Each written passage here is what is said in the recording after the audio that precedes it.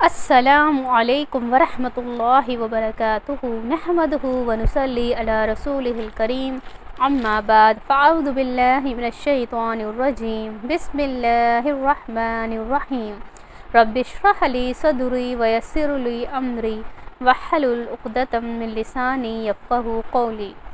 سورہ البقرہ آیت نمبر 163۔ آیت کی تفسیر ترجمہ ہم نے پچھلی ویڈیو میں دیکھ لیا تھا، کیونکہ آیت کا جو ترجمہ ہے تھوڑا لمبا ہے، اس لیے یہاں پر ہم اس کی تفسیر دیکھتے ہیں۔ تو یہاں اللہ تعالیٰ فرماتے ہیں، اچھا یہاں سے جو آیتیں شروع ہوں گی آگے کی، سورہ بقرہ جو ہماری چل رہی ہے، اس کی جو آگے کی آیتیں شروع ہوں گی، اس میں اب ہم دیکھیں گے کہ اللہ تعالیٰ جو امت مسلمہ ہے اس کے لیے کچھ احکامات جو ضروری ہیں، جو ہمارے اوپر فرض بھی ہیں اور جو ہمیں کرنے ہیں، وہ یہاں سے شروع ہو جائیں گے ابھی 2-3 آیتوں کے بعد۔ تو یہاں سے احکامات شروع ہو جائیں گے۔ تو کیونکہ جو ایمان لے کر آئے، کیونکہ شروع سے جو ہم دیکھ رہے ہیں وہ طرح طرح کے مطلب سورہ بقرہ میں پہلے توحید کی بات ہوئی، پھر تین لوگوں کے طرح کے لوگ جو تھے جو مطلب کفر کرتے ہیں یا منافقین، ان سب کے بارے میں ہم نے پڑھا، پھر کافی چیزیں آئیں، لیکن احکامات کسی بھی طرح کے اب تک نہیں آئے۔ تو آگے کی آیتوں میں ہم دیکھیں گے کہ احکامات شروع ہوں گے جو کہ ہمارے اوپر فرض ہیں۔ تو یہاں اس والی آیت میں سب سے پہلے کس چیز کی اللہ تعالیٰ یاد دلا رہے ہیں؟ توحید، کیونکہ جو ایمان لے کر آیا، جو توحید پر ہے، جو اللہ پر ایمان لے کر آیا، وہی احکامات کو پورا کرے گا، وہی ان کو فالو کرے گا، اور اس کو کرنا بھی تبھی اس کا ایمان مکمل ہوگا جب وہ ان احکامات کو جو اللہ تعالیٰ نے بتائے ہیں تو ہی اس کا ایمان مکمل ہوگا۔ تو سب سے پہلے کس چیز کی طرف دھیان دلایا جا رہا ہے اس آیت میں؟ توحید۔ توحید کیا ہے؟ اللہ کی پہچان۔ اللہ تعالیٰ یہاں پر اپنی پہچان یعنی اللہ کی جو نشانیاں ہیں ہمارے آس پاس، اس کی طرف اللہ تعالیٰ دھیان دلا رہے ہیں۔ تو سب سے پہلے اللہ تعالیٰ کیا فرماتے ہیں؟ بے شک پیدا کرنے کے آسمان اور زمین کے، جو یہ آسمان اور زمین ہیں یہ اللہ کی بہت بڑی نشانی ہے۔ ہم آسمان کی طرف دیکھتے ہیں، کہیں کوئی ہمیں مطلب کوئی نقص نظر آتا ہے؟ کیا کبھی ہمیں کچھ لگا ایسے کہ آسمان میں چھید ہے یا آسمان میں کوئی درار ہے؟ جہاں تک ہماری نظر جاتی ہے وہاں تک یہ برابر نظر آتا ہے۔ تو اللہ تعالیٰ فرماتے ہیں کہ اس کی طرف غور و فکر کرو اور اللہ کی نشانیاں میں سے اللہ کی پہچان کرو کہ اللہ تعالیٰ ہے جس نے یہ آسمان بنائے، جو بنا کسی ستون کے، بنا کسی مطلب سہارے کے کھڑے ہوئے ہیں ہمارے سروں پر، ایک چھت کی طرح ہیں۔ اچھا کبھی ہم امیجن کریں آسمان نہیں ہوتا تو کیسا لگتا؟ اللہ نے ایک خوبصورتی بھی بتائی ہے، بادلوں سے خوبصورت رکھتے ہیں، رات ہو جاتی ہے تو تاروں سے خوبصورت لگتے ہیں۔ تو یہاں پر اور کون سی نشانی اللہ تعالیٰ بتایا؟ دن اور رات، یہ بھی بڑی اللہ کی نشانی ہے۔ ایسا نہیں ہے کہ دن ہی دن چل رہا ہے یا رات ہی رات چل رہی ہے، دن اور رات آپس میں آنا جانا لگا ہوا ہے۔ دن میں کام کرو، ہر طرح سے اپنے جو بھی روزمرہ کے ہیں سب کچھ ہے، اور اس کے لیے پھر رات کو آرام کا بتایا گیا ہے کہ رات کو آرام کرو، کیونکہ آرام ضروری ہے۔ تو دن اور رات کا آنا جانا بھی بہت بڑی نشانی ہے۔ پھر اللہ تعالیٰ فرماتے ہیں کہ جو سمندر ہے، سمندر میں چلتی ہوئی کشتیوں پر تم مطلب غور و فکر کرو کہ سمندر میں اتنے بھارے بھارے جہاز جو ہیں وہ چل رہے ہیں، کون چلا رہا ہے ان کو؟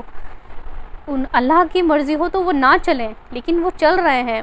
جو سامان مطلب ایک کنٹری سے دوسری کنٹری بھیجا جاتا ہے وہ اکثر ایروپلین میں نہیں جا سکتا کیونکہ ہوا میں اتنا وزن مطلب نہیں ہوتا، لیکن مطلب یہ جو جہاز ہوتے ہیں اس کے تھرو جاتا ہے سامان۔ بھاری بھاری چیزیں جو ہے نا وہ جاتی ہیں سمندر کے اوپر، بڑے بڑے ٹنوں بھر جو ہوتے ہیں جہاز وہ چل رہے ہیں۔ کون چلا رہا ہے ان کو؟ انسان کے بس کی بات نہیں ہے۔ انسان کو اللہ تعالیٰ نے جتنا سکھایا وہ کر رہا ہے، لیکن اللہ چاہے تو وہ نہ چلیں، لیکن وہ چل رہے ہیں۔ تو اللہ تعالیٰ یہاں پر فرماتے ہیں کہ اس چیز پر تم غور و فکر کرو جو تمہیں نفع دے رہی ہے۔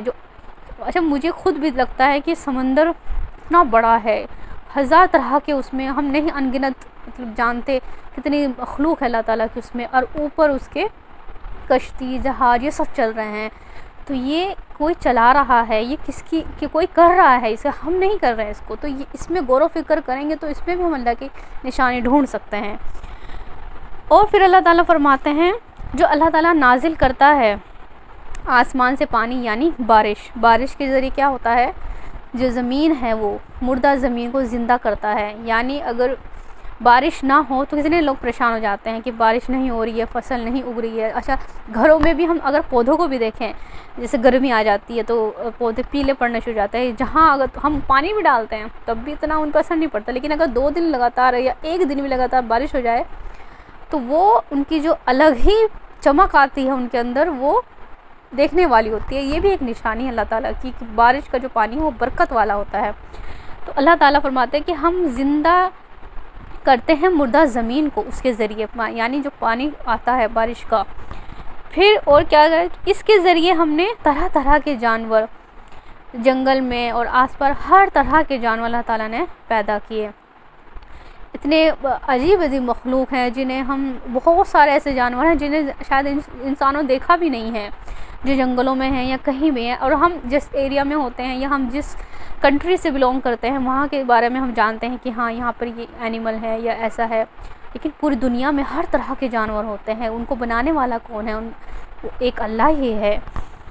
اور پھر اس کے ذریعے کیا کیا، مطلب ان سب کا رزق بھی اللہ تعالیٰ نے اتارا ساتھ ساتھ۔ بادلوں کا چلنا، اچھا بادل چلتے ہیں، ہم ایسا لگتا ہے نا بچپن میں دیکھتے تھے ارے بادل یہاں سے وہاں چلا گیا، تو یہ کون چلا رہا ہے؟ یہ اپنا آپ نہیں چل رہا ہے، اس کو چلانے والا ہے، وہ اللہ ہے۔ تو اس میں غور و فکر کریں۔ تو یہ سب نشانیاں کون پہچانے گا؟